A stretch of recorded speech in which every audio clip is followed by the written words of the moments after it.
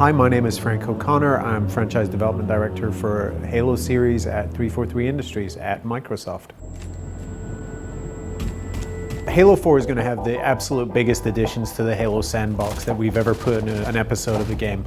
That means weapons, that means vehicles, it means abilities, but also means enemies. Typically in the past, we've tuned one or two of the Covenant species to provide extra challenge. This time we're adding an entirely new type of enemy to the Halo sandbox. And of course that enemy is going to come with weapons and other stuff. And it's a big secret, obviously, right now, but it's something that we're really excited about revealing a little bit more of later this year.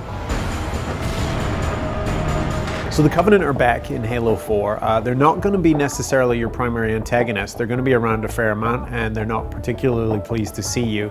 We'll reveal more about the story, more about the Covenant's fate, but also how they tie in with the new bad guy that we've hinted at.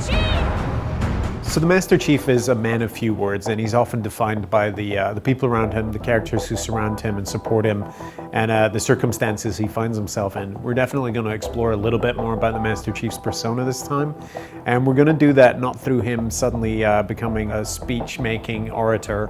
We're going to do that by more deeply exploring the characters who surround the Chief, and we're going to be introducing a lot of new characters. So he's going to have some new friends, definitely some new enemies, and a lot of really difficult circumstances to deal with that are going to tell us a lot about the Master Chief and the way he behaves and the way he lives as a human. The Master Chief is going to get to explore a number of environments, but the primary location for Halo 4 is a world called Requiem. We won't say a lot about what's on the surface of Requiem, but it's definitely obvious from the outside that it appears to be Forerunner in origin, and we'll definitely tease out more of that story as the year goes on. Killing spree.